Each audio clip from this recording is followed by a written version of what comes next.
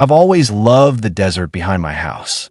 It's not much to look at, just miles of sand, sagebrush, and those two mountains we call A and B looming like silent sentinels over our little Nevada town.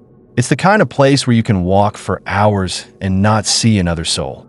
Just you, the wind, and the endless sky. Me and my dogs, Buddy and Snoopy, we'd roam out there most days. They'd chase jackrabbits, and I'd lose myself in the quiet. It's boring here, sure, but it's home. At least, it was until that winter hike. The one that changed everything. It was late January, and the weather had been brutal. A storm rolled through the night before, dumping snow across the desert and whipping up winds strong enough to rattle the windows. By morning, though, the sky had cleared and the air was crisp. Not perfect hiking weather, but good enough. My dad didn't think I should go alone, not after that storm. "Take someone," he said, his voice gruff over his coffee. My aunt, visiting from out of town, overheard and chimed in. She wanted to hike Mountain B, the steeper of the two, because the sun was hitting it just right. I hesitated. Mountain A's trail was clear, safe. Mountain B, it's a beast, rocky, jagged, and half the time you're scrambling over ice-slick stones. But she was insistent, and Dad backed her up. So we went. The desert was different that day. The snow hadn't melted, and the ground was a mess of mud and slush.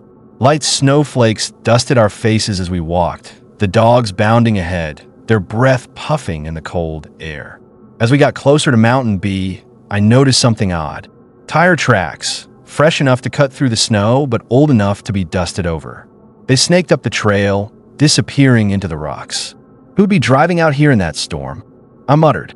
Dad shrugged, said it was probably some idiot off-roader.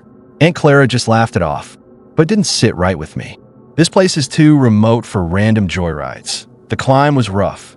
The trail, if you could call it that, was a jagged path of sharp rocks, made worse by the ice. I kept my eyes on my footing, one hand on Buddy's collar to keep him from slipping. Snoopy was already halfway up, barking at nothing. By the time we reached the summit, we were exhausted, our breath clouding in the freezing air.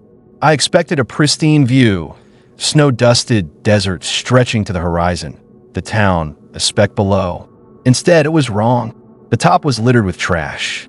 Beer bottles, food wrappers, dead bushes scattered like someone had partied up here and left a mess. Kids, Dad muttered, kicking a bottle aside. But it didn't feel like kids. It felt abandoned, like someone left in a hurry.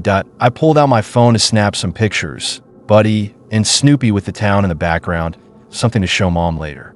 But the dogs weren't posing. They were sniffing around a dead bush, their hackles up, whining low in their throats.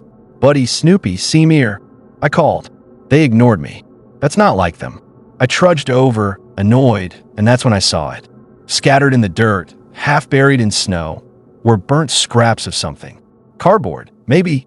I picked one up, brushing off the ash. It wasn't cardboard. It was a photograph, old, black and white, the kind you see in history books. The piece in my hand had an eye staring up at me. Just an eye, sharp and unblinking, surrounded by charred edges. And here's the thing. I knew that eye. I'd seen it before. My stomach twisted, but I couldn't place it. Dad and Aunt Clara thought it was weird but didn't make much of it. Probably just trash, Aunt Clara said, already turning to head back down. But something pulled at me like a hook in my chest. I couldn't leave it alone. Let's look at the rest, I said, my voice tighter than I meant it to be. They exchanged a glance, but humored me. We scoured the summit, picking up every burnt scrap we could find. The pieces were brittle, some crumbling in our hands, but we laid them out on a flat rock, piecing them together like a puzzle. It took maybe 10 minutes, the wind biting at our fingers, the dogs pacing nervously. When we finished, it was a photograph, about 18 by 20 inches. Big, old, and when I stepped back to look at it, my blood ran cold. It was my grandfather. My mom's dad, dead for decades, staring up at us from the dirt. His face was stern, his eyes piercing, just like in the portrait Mom kept in her bedroom. The one she said was the only copy in existence. He'd been killed in California when she was a kid, gunned down by gang members outside his home. A tragedy that sent my family fleeing to this nowhere town. And now, Here he was, his image torn and burnt, scattered on a mountain in the middle of the desert. What the hell is this? I whispered. Dad's face went pale. Aunt Clara just stared, her mouth half open. The dogs were growling now, low and steady, their eyes fixed on the photo. My mind was racing. Had someone broken into our house? Stolen the photo to mess with us? Was this some kind of sick message? I thought of Mom and my brother back home, alone. My hand shook as I pulled out my phone to call her. No signal. Of course. We were too far out. We need to go, I said, grabbing the pieces of the photo. Dad nodded, his jaw tight. Aunt Clara looked spooked, but didn't argue. We started down the mountain, the wind picking up, stinging our faces with snow. I kept looking over my shoulder, half expecting to see someone or something watching us from the rocks. The dogs stayed close, their tails down like they sensed it too. The hike back felt like it took hours. My legs burned, my heart wouldn't stop pounding. All I could think about was getting home, making sure Mom and my brother were safe. The photo pieces were stuffed in my jacket, crinkling with every step. When we finally reached the house, I burst through the door, calling for Mom. She was in the kitchen, stirring a pot of soup, looking confused as I threw my arms around her. "What's wrong with you?" she asked, laughing. Then I showed her the photo. Her face changed when she saw it. The color drained from her cheeks as I laid out the burnt pieces on the kitchen table, piecing them together again. "That's Dad," she whispered, her voice trembling. "Ow!" I told her everything about the hike, the tire tracks, the dogs, the summit. She didn't speak, just stared at the photo, her fingers tracing the edges. I ran to her bedroom to check the original portrait. It was still there, hanging on the wall, untouched. "But you said there was only one copy," I said, my voice shaking. She nodded, tears in her eyes. "There was. I thought there was." That's when the real fear set in. If the photo in our house was the original, then what the hell was this one? And why was it here, torn and burnt, on a mountain we almost didn't climb? Mom called my grandma later that night, her voice low so my brother wouldn't hear. I sat at the table, staring at the reassembled photo, that single eye staring back at me. I couldn't shake the feeling it was watching me, following me no matter where I moved. When Mom hung up, she looked like she'd seen a ghost. "Grandma had another copy," she said, her voice barely above a whisper. "She told your uncle to get rid of it. Last night, she explained everything. Grandma had kept a second copy of the portrait in her house, a few towns over. She'd always felt uneasy about it, like the eyes followed her, like there was a presence tied to it.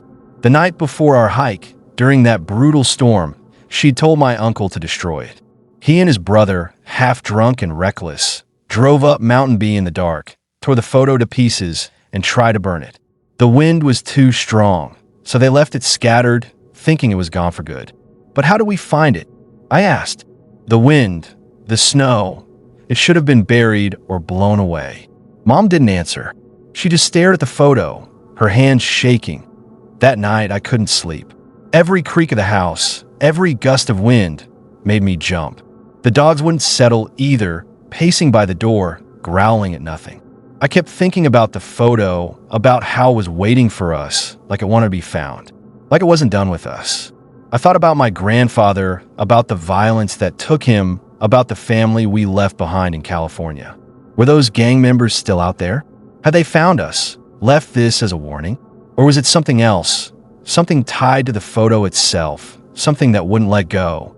The next morning, I burned the pieces in our backyard, watching the flames curl around that unblinking eye.